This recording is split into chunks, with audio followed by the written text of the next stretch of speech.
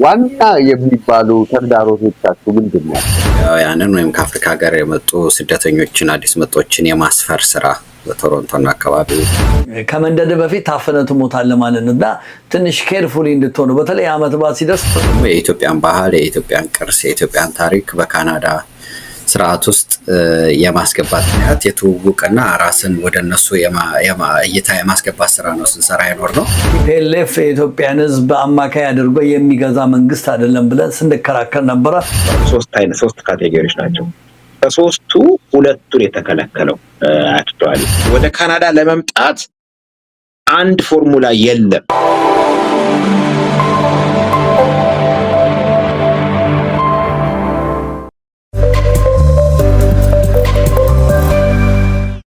ሰላም ጤና ይስጥልን። ይህ የብርሃን ቴሌቪዥን ነው። ብርሃን ቴሌቪዥን ሳምንታዊ የሆነውን እንግዳችንን ዝግጅት ቀርቧል። በዛሬው ዝግጅታችን የተለያዩ ርዕሰ ጉዳዮችን እናነሳለን። ብርሃኑ እስቲ ተመልካቾቻችንን ሰላምታ አቅርብላቸውና እንጀምር። ጤና ይስጥልኝ፣ እንደምንሰነበታችሁ የብርሃን ቴሌቪዥን ቤተሰቦች። እንግዲህ የብርሃን ቴሌቪዥን እንግዳችን ፕሮግራም በተለያየ ሁኔታ እናቀርባለን። ሳላዲን ጌታውንን ይዘንላችሁ እንቀርባለን። መስመር ላይ ይገኛሉ። ከልብ እያመሰገንኩኝ በመጀመሪያ ዳግማዊ የምትለው ነገር ካለ አንተም መጀመሪያ ላስቀድም። እሺ፣ እንግዲህ የኢትዮጵያ ማህበር በቶሮንቶና አካባቢው ከ3 አስርታት በላይ ለሆነ ጊዜ በማህበረሰብ ውስጥ የተለያዩ አገልግሎቶችን በመስጠት የዘለቀ ምናልባት በሰሜን አሜሪካ ካሉ የኮሚኒቲ ማህበሮች ቀዳሚ ከሚባሉት መካከል የሚቀመጥ ነው። አቶ ሰለዲን እንደምን አሉ? እንዴት ናችሁ? ፍሬ እንዴት ናችሁ? ዳግማዊ ታሪኩ ጤና ይስጥልኝ። ጤና ይስጥልኝ አቶ ሰለዲን። እንግዲህ ጥሪያችንን አክብረው ለዚህ የብርሃን ቴሌቪዥን ቃለ ምልልስ ስለተገኙ እናመሰግናለን። ይሄ የኢትዮጵያ ማህበር በዚህ በቶሮንቶና አካባቢ እየሰጠ ስላለው አገልግሎት ትንሽ አድማጮቻችን ማብራሪያ ቢሰጡ ነው። አመሰግናለሁ ዳግማዊ። ብርሃን ቴሌቪዥን ፕሮግራም ላይ ስለጋበዛችሁኝ እኔም እናንተን አመሰግናችኋለሁ። የኢትዮጵያ ማህበር በርካታ ፕሮግራሞች አሉት። ከነዚህ ፕሮግራሞች መካከል አዲስ የመጡ ኢትዮጵያውያንን ወይም ከአፍሪካ ሀገር የመጡ ስደተኞችን አዲስ መጦችን የማስፈር ስራ በቶሮንቶና አካባቢው እዚህ ሀገር በእንግሊዝኛ ሴትልመንት ነው የሚባለው፣ እነሱን የማስፈር ስራ ላይ አለ። አንደኛው ፕሮግራማችን እሱ ነው። ሁለተኛው የሲኒየርስ ፕሮግራም የምንለው አለ፣ የአዛውንቶች ክበብ። ሶስተኛ የክራይሲስ ሪስፖንስ ፕሮግራም ይባላልን። እሱም በማህበረሰባችን ውስጥ የተለያየ ችግር ያጋጠማቸው የማህበረሰብ አባላት ድጋፍ የሚያገኙበትን መንገድ መሞከር እና የተቻለውን በፍጥነት አድሬስ ማድረግ መቻል ነው። ከዛ በተጨማሪ የሪፊውጂ ሪሴትልመንት የሚባል ፕሮግራም አለን። ሪፊውጂ ሪሴትልመንት ማለት ከኢትዮጵያ ውጭ ወይም ደግሞ ከሀገራቸው ውጭ በስደተኛ መጠለያ ያሉ ሰዎችን ከኮሚኒቲ ውስጥ ስፖንሰር የሚያደርጋቸው ሰው ፈልጎ ወይም ደግሞ ቤተሰብ አባል የሆነ ሰው ስፖንሰር ለማድረግ የሚፈልጋቸው እነሱን ለማምጣት ከአይአርሲ ጋር የምንሰራው ስራ ነው። እነዚህን የመሳሰሉ አሉ። ከዛ በተጨማሪ ዋና ብለን የምንይዘው ደግሞ የኢትዮጵያን ባህል፣ የኢትዮጵያን ቅርስ፣ የኢትዮጵያን ታሪክ በካናዳ ስርዓት ውስጥ የማስገባትና በካናዳ እንዲታወቅ ከማድረግ በተጨማሪ የካናዳ አንዱ ባህልና ስርዓት ሆኖ እንዲገባ የማድረግ ስራዎችን ነው የምንሰራው ማለት ነው። ከሞላ ጎደል እነዚህን ይመስላሉ ፕሮግራሞቻችን። ከናውኑት እንቅስቃሴ የማህበረሰቡ ተሳትፎ ምን ይመስላል? እንደው ወደ ምርጫው ከመሄዳችን በፊት እስካሁን ያለው የማህበረሰቡ ተሳትፎ እንዴት ይገልጻል? ማህበረሰቡ የኢትዮጵያ ማህበር በቮለንቲር ቤዝድ የሚባል ነው። በበጎ ፈቃደኞች ላይ የተመሰረተ ኮሚኒቲ ኦርጋናይዜሽን ነው። እስካሁን ድረስ በጣም በርካታ ዴዲኬትድ የሆኑ ጊዜያቸውን ያላቸውን ሪሶርስ ሰውተው ከኛ ጋር የሚሰሩ በጣም በርካታ የማህበረሰብ አባላት አሉ። ነገር ግን ካለን ህዝብ አንጻር ወይም ደግሞ እኛ አለን ብለን ከምንለውና ከምንገምተው አንጻር ተሳትፎ ከዚህ በበለጠ መሆን ይችላል ብለን ነው የምናስበው። ነገር ግን ስቲል ማህበረሰባችን በተለያየ መንገድ ቮለንቲር በማድረግ የተለያዩ ሰፖርቶችን በማድረግ ሳምንታዊ የዊክሊ ሴሚናር ወይም ደግሞ የሳምንታዊ ውይይት ፕሮግራማችን ላይ በመገኘት እነዛን በመሳሰሉ ስፖንሰር ጭምር በማድረግ ፕሮግራሞች ስናዘጋጅ እነዚህን የመሳሰሉ ነገሮች ላይ ማህበረሰባችን ይሳተፋል።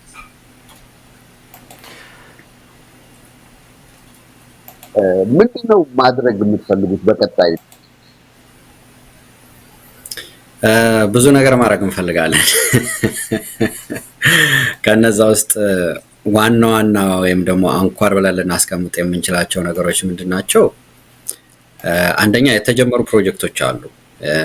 የመስከረም የኢትዮጵያ የታሪክና የቅርስ ወር ሆኖ ህግ ሆኖ ወጥቶ በካሪኩለም ውስጥ ገብቶ ቲዲኤስቢም ሆነ የትኛውም በኦንታሪዮ ውስጥ ያሉ ትምህርት ቤቶች ተማሪዎች ሲገቡ መስከረም ሲመጣ እንቁጣጣሽ፣ መስቀል፣ ኢሬቻ የኢትዮጵያ ታሪክን በተመለከተ እዛ ላይ ህጉ ላይ የተቀመጡትን ይሄ ወር የኢትዮጵያ ወር ነው ተብሎ እያንዳንዱ የኦንታሪዮ ወጣት እየተማረ በህጉ መሰረት እውቀቱን እንዲያገኝና የኢትዮጵያ ታሪክ፣ የኢትዮጵያ ባህል፣ የኢትዮጵያ ቅርስ የካናዳ አካል እንዲሆን እንፈልጋለን።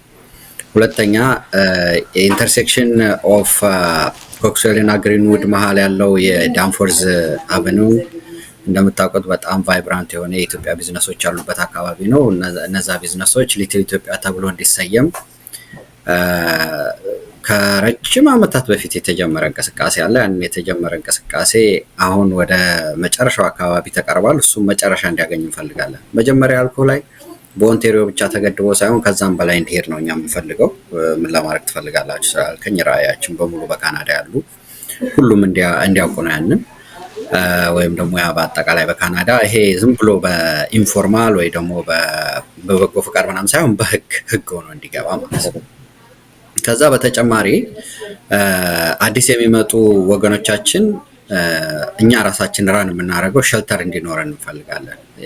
ከተማው ላይ የተመሰረተ ወይም ቤተክርስቲያን የዚህ ያሉ ነባር የሆኑ ትልልቅ ቤተክርስቲያኖች ያሏቸው አይነት ሸልተር ሳይሆን ኮሚኒቲ ራን ካልቸራሊ አፕሮፕሪየት ወይም ደግሞ ባህልና ወጉን የጠበቀ በሚመጡ ጊዜ ክብራቸውን ተጠብቆ ሁሉ ንጽህና ኤቭሪቲንግ እንደተጠበቀ ሆኖ የኛ ማህበረሰብ ከየትኛውም ሀገር ሲመጣ መጠለያ በሚፈልግ ጊዜ የሚጠለልበት ሸልተር የከተማ አስተዳደሩ እንዲሰጠን እንፈልጋለን። እሱም ጠይቀናል። እንደዛ እንዲሆንልን እንፈልጋለን። ያ ብቻ ሳይሆን መልቲ ዩኒት ሬዚደንሻል አፓርትመንቶች እንዲኖሩ እንፈልጋለን። መልቲ ዩኒት ሬዚደንሻል አፓርትመንት በተለያዩ ትልልቅ ኦርጋናይዜሽኖች የሲቲ ኦፍ ቶሮንቶ እየሰጠ ራሳቸው እያስተዳደሩ አፎርደብል በሆነ አነስ ባለ ዋጋ ለኮሚኒቲያቸው እያከራዩ ወይም ለኮሚኒቲያቸው እዛ እንዲኖሩበት እያደረጉ ያሉ ድርጅቶች አሉ። እኛም ያ እንዲደርሰን እንፈልጋለን። ከዛ በተጨማሪ በጣም ትልቁ ችግር ከኢትዮጵያ በጣም የተማሩ በጣም ብዙ ነገር ማድረግ የሚችሉ በትልልቅ ፕሮፌሽናል ስራ ላይ የነበሩ ዳግማዊ አንተን ጨምሮ በትልልቅ ስቴት ሚዲያ ላይ ሲሰሩ የነበሩ እጅግ በጣም በርካታ ባለሙያዎች አሉ። እነዛ ባለሙያዎች ወደ ካናዳ ከመጡ በኋላ በሙያቸው ስራ እንዲያገኙ እንፈልጋለን። እዚህ መጥተው ከሙያቸው ባነሰ ወይም ደግሞ የእነሱ ሙያ ባልሆነ ስራ ተሰማርተው አንደኛ ሰዎቹም ከአቅማቸው በታች ወይም ደግሞ ከችሎታቸው በታች ሲሆኑ ስትረስ አለ፣ የገቢ ምንጫቸው ይቀንሳል። ከዛ በተጨማሪ ደግሞ አገሪቷም በኢኮኖሚ ካናዳ በኢኮኖሚ በከፍተኛ ሁኔታ የምታጣቸው ብዙ ታሌንቶች አሉ። ያንን እንዲስተካከል እንፈልጋለን። እነዚህን የመሳሰሉ በርካታ ነገሮች እንዲሳኩልን እንፈልጋለን ማለት ነው። ለወደፊቱ ዋና የሚባሉ ተግዳሮቶቻችሁ ምንድን ናቸው? አንደኛው ተግዳሮታችን የሪሶርስ ወይም ደግሞ የገንዘብ የፈንዲንግ እጥረት ነው። እሱም በተለያዩ ሪዝኖች በተለያዩ ምክንያቶች ነው የሚመጣው። አንደኛው ምክንያት መንግስት በጣም ተለዋዋጭና ቶሎ የሚቀያየር የፕራዮሪቲ ወይም ደግሞ የትኩረት አቅጣጫዎች እየኖሩት ነው። ከታሪፉ ከዩኤስ ጋር በተያያዘ ባለው ታሪፍ ምክንያት ሌሎችም እነዚህ ከስደተኞችም ጋር በተያያዘ በጣም በርካታ የሆኑ እየቀያየሯቸው ያሉ ነገሮች አሉ። እንደምታስታውሱት ባለፈው ዓመት 2 ምርጫ ተካሂዷል። የፌዴራል ምርጫ ተካሂዷል፣ የክልል ምርጫ ተካሂዷል እና ፖሊሲው እስከሚወጣ ድረስ እኛ ቁጭ ብሎ መጠበቅ ነው የሚሆነው እና በዛን ጊዜ ከመንግስት ብቻ ሳይሆን ከግልም እኛ ብዙ ኢንጌጅመንት ከዚህ በፊት ከነሱ ጋር ባለመኖሩ ምክንያት የትውውቅና ራስን ወደ እነሱ እይታ የማስገባት ስራ ነው ስንሰራ ይኖር ነው። ትልቁ ተግዳሮታችን እነዛን ሪሶርሶች ሀገሪቱ ባላት ልክ ለኮሚኒቲ ኦርጋናይዜሽኖች ድርጅቶች በሚመደበው ልክ የሚኖሩ ሪሶርሶች እንዲኖሩን እንፈልጋለን። አንዱ ትልቁ ተግዳሮታችን እሱ ነው። ሁለተኛ ተግዳሮት የሜንታል ሄልዝ ችግር ነው። እሱ ችግር ዝም ብሎ በቮለንቲር የሚሰራ ስራ አይደለም። ባለሙያ ያስፈልገዋል፣ ፕሮግራም ያስፈልገዋል፣ ከፍተኛ የሆነ ጥንቃቄና አቴንሽን ይፈልጋል። ያንን ለመስራት ቅድም ያልኩት የመጀመሪያው ተግዳሮት ላይ ይሄዳል ማለት ነው። ሪሶርስ ያስፈልጋል። ሰው እነሱንም እንደምታውቁት አሁን እየፈራን አንናገርም ወይም ደግሞ ካልቸራሊ አፕሮፕሪየት አይደለም እያልን አንናገርም እንጂ ሱሳይዶች ሁሉ እየተፈጸሙ ነው በሜንታል ሄልዝ ምክንያት እና ወጣቶች በእድሜ ገፋ ያሉ ሰዎች እነዛ አይነት ችግሮች አሉ። እነሱ አድሬስ እንዲደረጉ እንፈልጋለን እና እነዚህ ናቸው እንደ ተግዳሮት ያስቀመጥናቸው።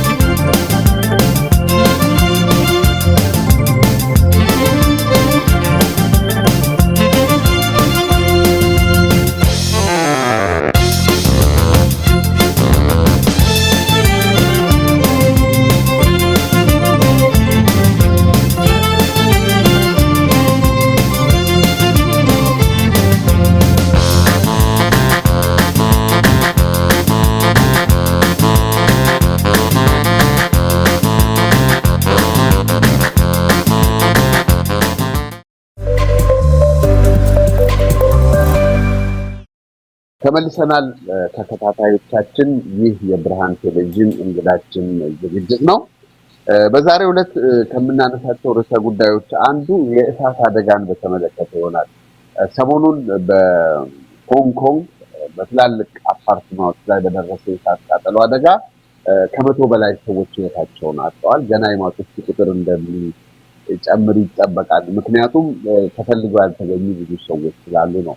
እዚህ በምንኖርበት ካናዳ በኦንታሪዮ ግዛት ቶሮንቶ ውስጥ ብራምተን በሚባለው አካባቢ በአንድ ቤት ውስጥ በተከሰተ እሳት ከ5 ሰዎች በላይ ማታ ላይ ስለነበረ ሕይወታቸውን አጥተዋል።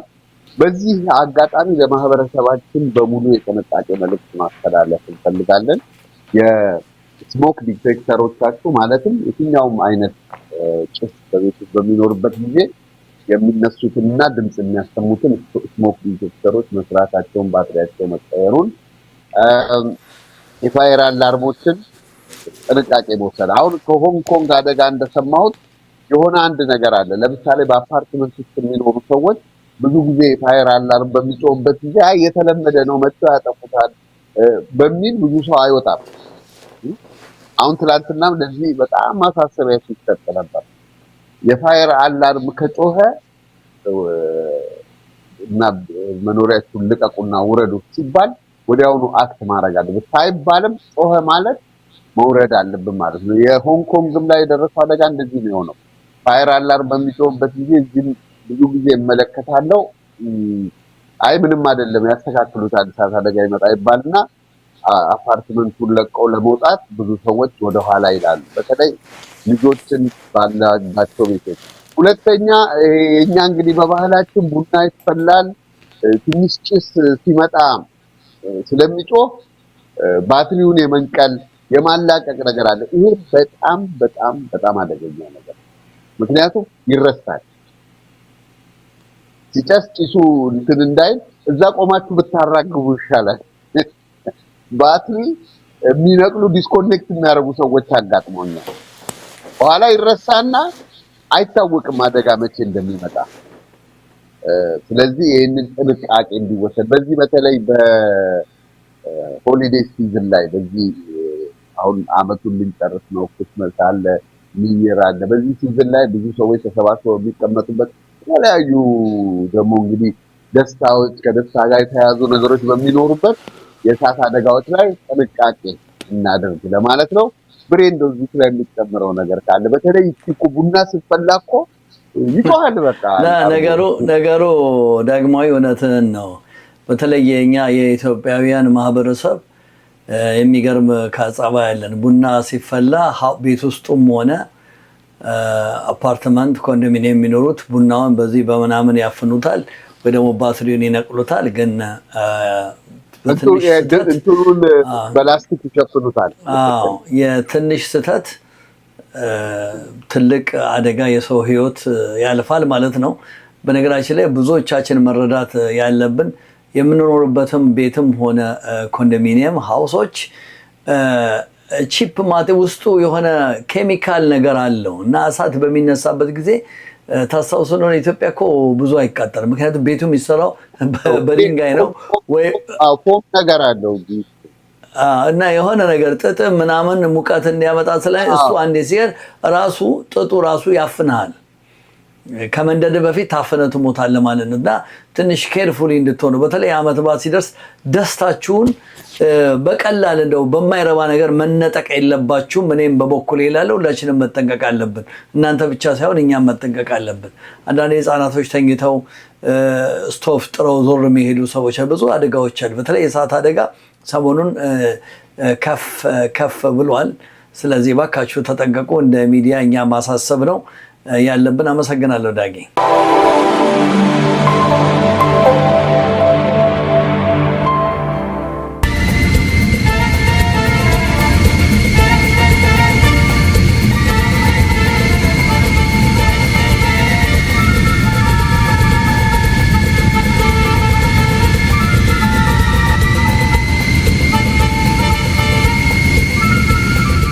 ተመልካቾቻችን ይህ የብርሃን ቴሌቪዥን እንግዳችን ዝግጅት ነው።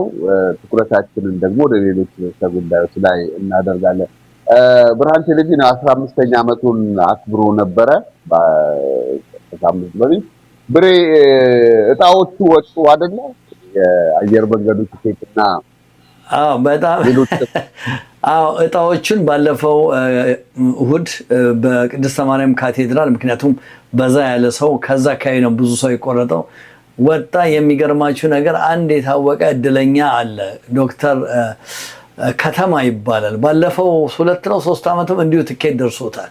ልጅቷ እንደውም አይቻታል ከፍል ፈልፍላ የሱን አውጥታ ይሄው ያለችው እና እድለኛ ነው። የተለያዩ 5 እጣዎች አውጥተናል። 5ቱም ደርሷል። ብርሃን ቴሌቪዥን ዩቲዩብ ቻናል ላይም አድርገነዋል። ዜናው ተሰርቷል። እንግዲህ በየዓመቱ ይሄን ነገር እናደርጋለን። በዚህ አጋጣሚ ስፖንሰር ያደረጋችሁትን በሙሉ ከልብ እናመሰግናለን። የኢትዮጵያ አየር መንገድንም ከልብ እናመሰግናለን። ኢትዮጵያ አየር መንገድ የኛው ነው። ቴንኪዩ ሞፈር ዶክተር ኤፍሬም አለማየሁ ሌሎቻችሁም እንደገና ደግሞ ፀጉር ቤት በተለይ ሮማን በጣም የብርሃን ቲቪ ሙሉ ሰፖርተር ነበረች። ከልብ አመሰግናለሁ። ሌሎቻችሁም እንደውም ባለፈው ረስቼ የተቀየመኝ የራሴ ጓደኛ አለ። ማነው ሊዮን የዌብሳይት ዲዛይነር ነው። እዚህ ከተማ ውስጥ ሬስቶራንቶቹ ብዙዎቹን የሰራ እሱ ነው። ነገር ግን ብዙ ማስታወቂያ የማያስፈልገውም። ማስታወቂያ ባፍ ጀርመኖች ሙንድል ይችላሉ። ባፍ ነግረናል። ብዙ ሰዎችም እሱ ጋር ናቸው ያሉት። ግን ተቀይሞ ጽሁፍ ጽፎልኝ ነበረ።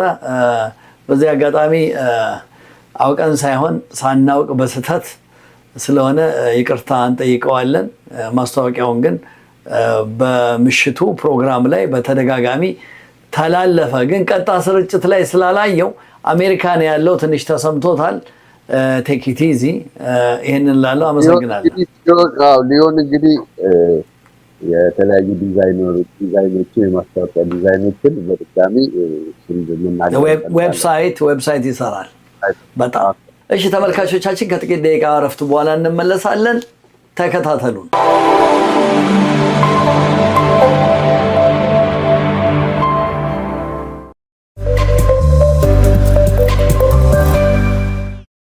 ተመልካቾቻችን አሁንም ተመልሰናል። ከዳግማዊ ታሪኩ ጋር የብርሃን ቴሌቪዥን ባልደረባ እየተወያየን ያለነው። አሁን ቀጣዩ የኢትዮጵያ ወቅታዊ ሁኔታና ኢትዮጵያን በተመለከተ ነው።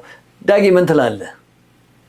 እኔ ሰሞኑን እንግዲህ በሀገር ውስጥ ካለው ሁኔታ በተለየ በውጭ ሀገር የአቶ ጌታቸው ረዳ ሄድ ቱ ሄድ በሚለው የአልጀዚራ መድረክ ቀርበው የሰጡት ቃለ ምልልስና ያከናወኑት ሙግት ከፍተኛ ትኩረትን የሳበ ጉዳይ ነበር።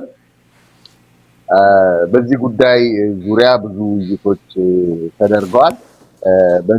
ማለት አቶ ጌታቸው በተናገሩት ጉዳይ ላይ ማለት ነው። እስቲ አንተ በአንተ በኩል እንዴት ነው ይሄን ተመለከተው? እኔ አመሰግናለሁ ዳጊ። እንግዲህ ተመልካቾቻችን እንደምትመለከቱት ጌታቸው ረዳ በኢትዮጵያ ውስጥ ለረጅም ዓመታት አብሮ ከቲፒኤልኤፍ ጋር ሲሰራ ነበር። እኛም ደግሞ በውጭ ሀገር እየኖርን እያለ በተለይ ቲፒኤልኤፍ የኢትዮጵያን ሕዝብ አማካይ አድርጎ የሚገዛ መንግስት አይደለም ብለን ስንከራከር ነበረ። ተጠቃሚዎቹ ኃይለኛ የቲፒኤልኤፍ እንትን ነበራቸው። እንደው በቅርብ ቀንም እንደው አንዳንድ ነገር መናገር የምፈልገው ደብረ ብርሃን ምናምን ደረሱ ተብሎ ከጠቅላይ ሚኒስትር አብይ መንግስት ጋር ጦርነት የተካሄደ ጊዜ ትግራይን ወይንም ደግሞ እነሱ ራሳቸውን እንደ ሌላ ነገር አድርገው ትግራይ ተሰሪ ትገነጠላለች እኛ ነፃ ነን ምናምን ሲሉ ነበረ። እንግዲህ በተለይ እኔ ይቅርታ አድርግልኝና ዳጊ ይሄ ነገር በደንብ መነገር ያለበት ነገር ነው። አንድ ሰው ከተፈጥረህ በህይወት ስትኖር መጀመሪያ ደረጃ ማመዛዘን አለብህ። ማንን ነው ማንን የሚያሸንፈው? አንድ አይነት ህዝብ አሁንም ኢትዮጵያ ውስጥ የሚካሄደውና የምንመለከተው ይሄንን ነው። ምሳሌ አንዳንድ የኦሮሞ ተጠቃሚዎችም እንደዚህ አይነት አክት እያደረጉ ነው። ኤግዛክትሊ ከዚህ በፊት የቲፒኤልኤፍ ልጆች ወይ ደግሞ የቲፒኤልኤፍ ለትግራይ ህዝብ ጠቀሙ ወይ? በአንድ ወቅት ወጥቼ ምንድነው የምትፈልጉት ከኢትዮጵያ እየገዛችሁ እድሉ ተሰጥቷችሁ ኢትዮጵያ እናንተ ሆና አብራ ህብረተሰቡን በዲሞክራሲ መንግስት መግዛት ይቻላል ብለን ስናስብ 27 years ህዝቡን በዘር በሃይማኖት ከፋፈላችሁት። ዛሬ እናንተ የምታመልኩት እናንተ እንደ ጉድ የምታደርጉት ወደ ላይ የምታደርጉት ሰውዬ ተመልከቱ ወጥቶ የሚናገረው። ስለዚህ አመዛዝኑ። ኢትዮጵያ የሁላችንም አገር ነች ስንል ተከባብረን ተፈቃቅረን ብቻል በዲሞክራሲ የምንኖርባት አገር ማድረግ ስንችል ብቻ ነው እንጂ የኔ ዘር ያሸንፋል ስትሉ ተመልከቱ። ከ27 ዓመት በኋላ ሪመምበር ትግራይ ያለችው የት ነው? እነዚህ ሰዎች ስልጣን ላይ የነበሩት የትግራይን ህዝብ ረድተዋል? አልረዱም። ከስደት ከረሃብ ከችግር ረድተዋል? አልረዱም። ተመልከቱ። ዛሬ እናንተ የምታምኑት አለቃችሁ እንዴት እንደሚቀባጠር አያችሁት። ተነስተህ ከፍ ስትል እንደምትወርዱ እንደሚወርዱ ሁላችንም እንደምንወርድ አውቀን በእኩልነት በነፃነት በዲሞክራሲ ዛሬ ተሰደን በየሀገሩ ይሄው በነፃነት እየኖር እንደፈለግን እየተናገርን ነው። ኢትዮጵያ ውስጥ ግን ሰው እያለቀ ነው። ዛሬም ኢትዮጵያ ውስጥ በአማራ ክልል፣ በኦሮሚያ፣ በትግራይ ክልል የሚሞቱ ሰዎችን ማስቆም ከፈለግን አንድ ኢትዮጵያ ሆነን ማንንም ሳይሆን ህዝቡ ማህበረሰቡ ወገኔን አትግደል ብሎ ከተነሳ ኢትዮጵያ ወደፊት ቦታዋ ትመለሳለች። ድሮ እኮ በፖለቲካ ፍጆታ ነው የምትጠፋው የምትታሰረው። አሁን እኮ አይደለም። አሁን በዘር ነው ይሄ አይነት ችግር እየተፈጠረ ነው። ታዲያ ወደ ጌታቸው ወደ ሚኒስተር ጌታቸው ልመልስህና ይሄ የቅርብ ቀን ትዝታ ነው። ድሮ ብትዋሽም የሚቀዳ የለም። ሰውየው የተቀዳውን ሁሉ ነው ይዞለት የመጣው። ስለ ጄኖሳይድ ነው የጠየቀው። ቲፒኤልኤፍ ኢትዮጵያ ውስጥ ጄኖሳይድ ከዚህ በፊት እኔ በበኩሌ ፈጽሟል ብዬ ገምታለሁ። ህዝብን ያለ ዲሞክራሲ አንቀጥቅጦ 27 ዓመት ገዝቶ ዛሬ ደግሞ ኃላፊነት ቦታ የተቀመጠ ሰው ምን አለበት ቃለ መጠየቅ እሺ እምቢ ቢልስ ምን አለበት? እምቢ ቢል እኮ ይሻል ነው። ይሄን ጥያቄ አልችለውም ብለው ነው ታፕሬል ከገባ አይደለ? ግን ምንማርበት ነው ብዬ አስባለሁ። ሁላችንም ምንማርበት ነገ የትም እንደምንደርስ ምን እንደምንሆን አናቀውም። እውነቴን ነው የምነግራችሁ፣ አናቀውም። ስለዚህ አንድ ቤተሰብ አንድ ሰው ለልጁ ለእህቱ ለእናቱ ወይ ለአባቱ እንደሚያስበው ሁሉ ለወገኑ ለኢትዮጵያዊ አስቡ። አሁንም ከዘር በላይ ኢትዮጵያዊነት ይቀድማል። ከጓደኛ በላይ ወሬ ሰምተን ሳናጣራ ፖለቲካው የምናካሄድ ብዙ ወገኖቻችን አለን። ጠይቁ፣ ተረዱ፣ አትጥሉ ወገኖቻችሁ። ስለዚህ በተለይ ለቲፒኤልኤፍ ልጆች ጌታቸው ትልቅ ትምህርት የሆናችሁ ዘንድ በዚህ አጋጣሚ ያሳስባችኋለሁ። አመሰግናለሁ ዳጊ።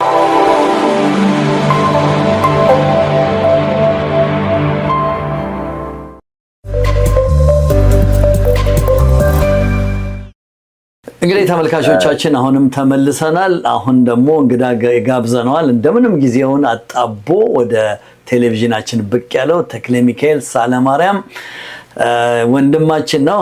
በተለይ ሰሞኑን አሜሪካ ነበረ። የቅርብ ጓደኛው ወንደሰን የኔም የሁላችንም ጓደኛ ነው። በትግሉ በኢትዮጵያዊነቱም የታወቀ አርፏል። እግዚአብሔር ነፍሱን ይማረው። ከልብ ተሰምቶናል። ተክሌ ደግሞ አንተ በተለይ ኃላፊነት ወስደህ በዛ ቦታ ላይ ተገኝተህ እኛንም ወክለህ ጭምር ነው የሄድከው። ከልብ ነው የማመሰግነው። እንግዲህ አንዳንድ ጥያቄዎች አሉ። ቀጥታ ወደ ዳግማዊ ልመለስ። ዳግማዊ መቀጠል ትችላለህ። እሺ ተክሌ በጣም እናመሰግናለን።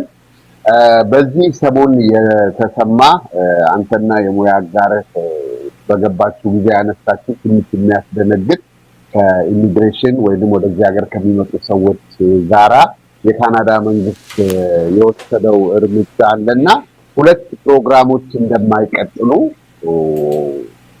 የተገለጸበት ሁኔታ ነው ያለው። ፕሮግራሞቹ የትኞቹ ናቸው? ለምን ያህል ጊዜ ነው እንደማይቀጥሉ የተገለጸው? ይሄንን ለሚከታተሉ በዚህ ሂደት ውስጥ ላሉ ተመልካቾቻችን ብትገልጽልን። አመሰግናለሁ በድጋሜ ብሬም ዳግማዊም። ባለፈው ሳምንት የካናዳ ኢሚግሬሽን ሬፊጂ ኤንድ ሲቲዝንሺፕ ካናዳ የሚባለው ሚኒስትሪ በተለይ የፕራይቬት ስፖንሰርሺፕ ኦፍ ሬፊጂስ ፒኤስአር የሚባል አለ። የመንግስት ስፖንሰርሺፕ አለ። መንግስት በአመት የተወሰኑ ሬፊጂዎችን ያመጣል። ይሄኛው ደግሞ ፕራይቬት ስፖንሰርሺፕ ኦፍ ሬፊጂስ ነው። በግል ሰዎች በግሩፕ ኦፍ 5 ሊሆን ይችላል። በስፖንሰርሺፕ አግሪመንት ሆልደርስ የሚባሉ አሉ። እንዲሁም በኮሚኒቲ ስፖንሰርሺፕ የሚባሉ ሶስት ካቴጎሪዎች ናቸው። ከሶስቱ ሁለቱን የተከለከለው አክቹአሊ አንደኛው የስፖንሰርሺፕ አግሪመንት ሆልደርስ የሚለው ወደ 130 የሚሆኑ ካናዳ ውስጥ ያሉ ድርጅቶች ከመንግስት በሚሰጣቸው በየአመቱ የተወሰነ ኮታ 100 200 300 ኮታ በሚቀጥለው አመት አንፎርቹኔትሊ 5000 ብቻ ሆኗል። አጠቃላይ ስፖንሰር የሚያደርጓቸው ለምሳሌ አንዱ የኢትዮጵያ ማህበር ነው። ስፖንሰርሺፕ አግሪመንት ሆልደርስ ይባላሉ። እሱ አልተከለከለም እንዳለ ነው። የተከለከሉት ወይም ደግሞ የታገዱት ለተወሰነ ጊዜ ለአንድ አመት ከ2026 ዲሴምበር 31 ድረስ የታገደው የኮሚኒቲ ስፖንሰርሺፕ የምትባል ካቴጎሪ እና የግሩፕ ኦፍ 5 የሚባሉት ናቸው። ኮሚኒቲ ስፖንሰርሺፕ ማለት ከሳ ይለያል። ቤዚካሊ ካናዳ ውስጥ ያሉ ኢንኮርፖሬትድ የሆኑ ወይም ያልሆኑ ድርጅቶች የሃይማኖት ተቋማት ሊሆኑ ይችላሉ፣ የኮሚኒቲ ማህበራት ሊሆኑ ይችላሉ፣ የቢዝነስ ድርጅቶች ኮርፖሬሽንስ ሊሆኑ ይችላሉ። ሬፊጂ ስፖንሰር ማድረግ ይችላሉ። እሱኛው ሰስፔንድ ተደርጓል። ሁለተኛው ደግሞ 5 ሰዎች እኔ፣ አንተ፣ ብሬ መስኪ፣ የብሬ ባለቤት፣ ሌላ አንድ ደግሞ አቶ ከበደ ወይ ገመቹ የሚባል ሰው ተሰብስበን ስፖንሰር የምናደርግበት ካቴጎሪ ደግሞ ግሩፕ ኦፍ 5 ይባላል። እነዚህ ሁለቱ ናቸው ላልተወሰነ እስከ 2026 የፈረንጆቹ ዲሴምበር 31 ድረስ አንፎርቹኔትሊ ተራዝመዋል። ባለፈው አመት ነው የተጀመረው። 2024 እንዳለ ሰስፔንድ ተደርጎ ነበረ። በዚህ አመት ምናልባት ይቀጥላል ተብሎ ነበረ። አንፎርቹኔትሊ አልቀጠለም። ስለዚህ ለሌላ ተጨማሪ 1 አመት ተራዝመዋል። ስለዚህ ሁለቱ ካቴጎሪዎች ናቸው። it is unfortunate እንደምታውቀው ዳግማዊ እና ብሬ ያው ብዙ ጊዜ ድምጽ ሬፊጂዎች ካናዳ በተቻለ መጠን ለሬፊጂዎች ቀናነት ኮምፓሽኔት የሆነ አስተያየት አለ። በርህራሄ በሀዘን የመርዳት ግን ባክሎግ በዛ ነው የሚሉት እንደሱ በጣም 7-8 አመት እየፈጀ ባክሎግ ስለበዛ ያሉትን ኦሬዲ ባክሎግ ውስጥ እንጨርሳቸው ነው። ኦሬዲ የገቡት ከ2024 በፊት የገቡት በሙሉ ፕሮሰስ ይደረጋሉ፣ ያልቃሉ። ግን አዲስ አፕሊኬሽን አይገባም ነው የተባለው። የስፖንሰርሺፕ አግሪመንት ሆልደርስ ግን ይቀጥላል። ዳግማይ እንደው ለማጠቃለል አንድ መሰረታዊ ጥያቄ ጠይቀ ወደ ካናዳ እናመጣለን በዚህ መንገድ በዛ መንገድ በዚህ መንገድ የሚሉ ብዙ ማጭበርበሮች አሉ፣ የተጭበረበሩ ሰዎች አሉ። እንደው ለአንድ ወደዚህ ለመምጣት ፍላጎት ላለው ሰው እንዳይጭበረበር ሲምፕል የሆነ እንደው ልትነግረው የምትችል ነገር አለ ወይ? እንደው አንድ ሁለት ሶስት ነጥቦችን ለጥንቃቄ እንዲሆን በዛ እናጣራ። እኔ ሰዎች ልክ ነው በጣም ደም የሚያለቅሱ ቤታቸውን፣ መኪናቸውን፣ ንብረታቸውን ሸጠው የተበሉ የሙት ልጆች ብሬም የሚያውቃቸው ታሪኮች አሉ። በጣም የሚያሳዝኑ ታሪኮች አሉ እና ሰዎች ሚሊዮን 2 ሚሊዮን ብር በመቶ ሺዎች የሚቆጠሩ ብር ለመበላት ዝግጁ ከሆኑ አይ ቲንክ እኔ ጀስት በጣም ትንሽዬው the least they can do $200-300 ከፍሎ ላይሰንስድ ከሆነ ኮንሰልታንት ወይም ሎየር ኢንፎርሜሽን ምክር ቢያገኙ ነው ብለው። ወደ ካናዳ ለመምጣት አንድ ፎርሙላ የለም። ኦኬ አንድ ፎርሙላ የለም። በጣም ሰፊ የሆነ የሰውየውን የትምህርት ደረጃ፣ እድሜ፣ የስራ ልምድ፣ የቋንቋ ችሎታ ከግምት ያስገባ አሰስመንት ስለሚፈልግ እኔ ሰጀስት ማድረገው መመክረው ሰዎች በመቶ ሺዎች በሚሊዮን የሚቆጠር ደም ተፍተው ላባቸውን አፍሰው ያገኙትን ገንዘብ ከመበላታቸው በፊት ላይሰንስድ የሆኑ ኦኬ በካናዳ ባሉ ፕሮቪንሶች እኛ ጋር ከሆነ ኦንታሪዮ፣ ቢሲ ከሆነ ብሪቲሽ ኮሎምቢያ፣ ማኒቶባ ከሆነ ማኒቶባ፣ ክቤክ ከሆነ ክቤክ ላይሰንስድ የሆኑ ኦንላይን ቬሪፋይ መደረግ የሚችሉ ኦኬ ተክለ ሚካኤል አበበ ሳህለ ማርያም ጠበቃ ነኝ ሲል you can go online law society of ontario ዳይሬክተር ያለ ገብተ አያለ የተክለ ሚካኤል ስንት ዓመት መቼ ነው ሎየር የሆነው ሰስፔንሽን አለበት ወይ ዲሲፕሊናሪ ኢቨን አሁን በሆነ ምክንያት ዲሲፕሊን ከተደረኩኝ ከተቀጣው ከተፈረደብኝ you can see on my record actually አክቲቭ ነው ወይ ላይሰንሱ ኦኬ ወይስ አቁሟል ወይ ኢሚግሬሽን ኮንሰልታንቶችም ኮሩ ደግሞ እንደዚሁ የካናዳ ሬፊጂ ኤንድ ሲቲዝንሺፕ ላይሰንሲንግ ቦዲ አለ ሬጉሌተሪ እዛ ዌብሳይት ላይ ገብተን ብርሃኑ ተክለ ሚካኤል ከሆነ ስሙን ታየዋለህ ላይሰንሱ አክቲቭ ነው ወይ ታየዋለህ እሱን ቼክ አድርገን እንደሱ አይነት ባለሙያዎች ፕሮፌሽናልስ ምክር አግኝተን ኦኬ አድቫይዝ አትሊስት ነሰርሊ ከኔ ጋር ከዛ ሰው ጋር ላንቀጥል እንችላለን አትሊስት ግን ቃል ይገባልን ረዳችኋለሁ እንዲያደርግላችኋለሁ የሚል ሰው ካለ በተለይ ደግሞ አጣድፎ ብር አስገቡ አሁኑኑ በዚህ ጊዜ ተጣጣችኋለሁ ቃል የሚያበዛ ምንም ችግር የለም የሚል ሰው ካለ ተጠራጠሩትና ሊጋል አድቫይስ ክሮስ ቼክ አድርጉ ቋንቋ ከቻላችሁ ደግሞ ዳግማዊ የካናዳ ፕሮግራሞች በሙሉ like 100% ኦንላይን አቬለብል ናቸው ኦንላይን የካናዳ ዌብሳይት ላይ cic.gc.ca ላይ ሁሉም የካናዳ የኢሚግሬሽን ፕላን የ2025 የ2026 ስንት ሰው ይመጣል በየትኛው ፕሮግራም ሪኳየርመንቶቹ ምንድናቸው መስፈርቶቹ ምንድናቸው ኤቭሪቲንግ ኦንላይን ስላለ the moment አንድ ሰው ቀርቦ እንዲያረጋግላችኋለሁ ሲል ያንን ደብል ቼክ ስታደርጉ ኦንላይን ማቴሪያሎቹ ላይ ከሌለ ሞስት ላይክሊ ያ ሰው ያጭበረበረ ነው ስለዚህ እኔ ቢያንስ እነዚህ ሁለት ነገሮች ማድረግ ቋንቋ የቻሉ ሰዎች ራሳቸው ቋንቋ የማይችሉ ሰዎች ደግሞ ባለሙያ ቀጥረው ቢያማክሩ the best advice guaranteed የሆነ ፕሮፌሽናሉ ኃላፊነት የሚወስድበት ኢንሹራንስ ያለው ኢንሹራብል የሆነ አድቫይስ ነው የሚሰጠው አይ ቲንክ እሱ ነው የምመክረው ዳግማይ ተመልካቾቻችን ይህ የብርሃን ቴሌቪዥን እንግዳችን ዝግጅት ነበረ ስለተከታተላችሁ እናመሰግናለን አክብራችሁ የመጣችሁ እንግዶቻችንንም በተመልካቾቻችን ስም እናመሰግናለን ሳምንት በሌላ ዝግጅት እንጠብቃችኋለን ከናይ ጊዜ ይሁንላችሁ እናመሰግናለን ተክሌ ጤና ይስጥልኝ thank you